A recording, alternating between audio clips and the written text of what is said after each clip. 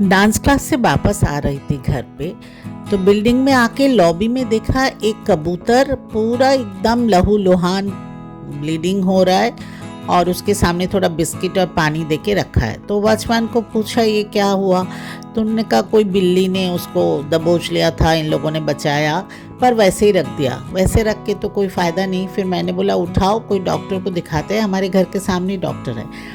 तो वो थोड़ा डर रहा था उठाने के लिए। फिर मेरे हस्बैंड ही उठाए, तो हम लोग डॉक्टर के पास गए।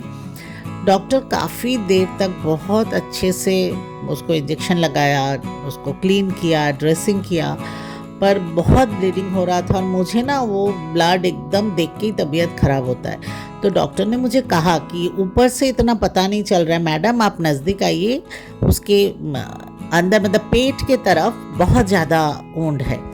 तो मैंने बोला मुझे मत दिखाइए, आप जितना हो सके करके दीजिए।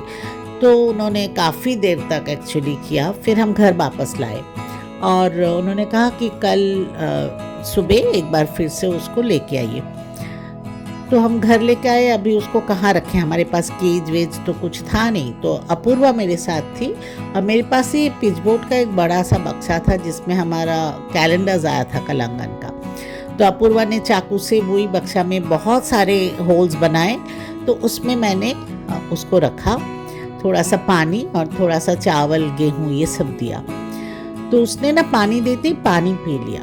तो मुझे बहुत अच्छा लगा कि पानी पी रही है, मतलब वो ठीक हो जाएगी। तो उसको रखा उसमें और मैं कांस्टेंट उसके साथ ही थी। मतलब मुझे ऐसा लग रहा था जब भी मैं उसको टच करने का कोशिश कर रही थी ना, वो बहुत डर रहे थे, बहुत ज़्यादा डरा हुआ था। बिकॉज नेचुरल है, उसको तो इतना ट्रॉमा होगा ही ना, बिल्ली ने जैसे जिस तरह से दबोचा होगा, फिर इन लोगों ने छुड़ाया, जो भी है उसके लिए बहुत ही मतलब मैं सोच के भी मुझे कुछ हो रहा है। तो जब भी मैं हाथ लगा रही थी ना, वो एकदम डर के मारे ऐसे हो रहा था और बहुत ज़्यादा मूव भी नहीं कर रही थी और खाना कुछ भी नहीं खाया। तो मुझे लगा चलो एक दिन नहीं खाएगा तो कोई बात नहीं, पानी पी लिया। और उसको एक बार मैंने बाहर भी रखा था, वो चल के भी जा रहा था, तो मुझे लगा ठीक है। फिर मैं पूरा टाइम उसके साथ ही बैठी थी और वैसे भी मैं बहुत लेट तक तो जागती हूँ, तो मैं काफ़ी रात तक उसके साथ थी। पर वो बिल्कुल सोया नहीं, मतलब आँख तो एक बार भी बंद नहीं किया। तो मैंने सोचा अभी लाइट्स वाइट्स चालू है, मैं भी बात कर रही हूँ कांस्टेंट उसके साथ, तो शायद अभी लाइट वाइट बंद करके उसको थोड़ा सा रेस्ट करने देती हूँ, क्योंकि सोना भी बहुत ज़रूरी है, रेस्ट का भी बहुत ज़रूरी है।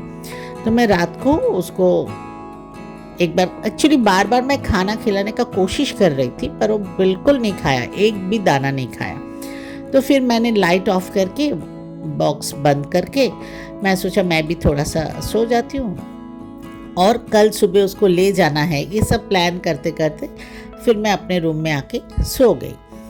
और मतलब मुझे लगा था कि अंधेरे में वो सो जाएगा, फिर सुबह उठ के मैं लेके जाऊंगी। मतलब ये सब बहुत कुछ होप्स लेके मैं एक्चुअली सोने गई थी। फिर नेक्स्ट डे मेरा अर्ली मॉर्निंग जैसे ही आँख खुला और मैं पहले ही भागी कि चलो देखती हूँ कैसा है। तो मैं बाहर आके देखा कि वहाँ वो पिचबोर्ड का बॉक्स जिसमें मैंने उसको रखा था, वो बॉक्स ही नहीं है। तभी मैं समझ गई कि सिद्धार्थ मेरे पहले ही उठ के आए होंगे और देखा होगा, जो होना था हो गया।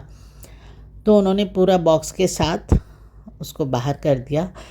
वो अच्छा किया, क्योंकि अगर मैं देखती ना तो बहुत तकलीफ़ होता, क्योंकि वैसे ही मैं बहुत इमोशनल हूँ। रीनी झिनुक जाने के बाद मैं बहुत अकेली हो गई हूँ, हम लोगों को बहुत खाली खाली लगता है। तो वो उसको अगर उस हाल में देखती ना तो मुझे बहुत दुख होता।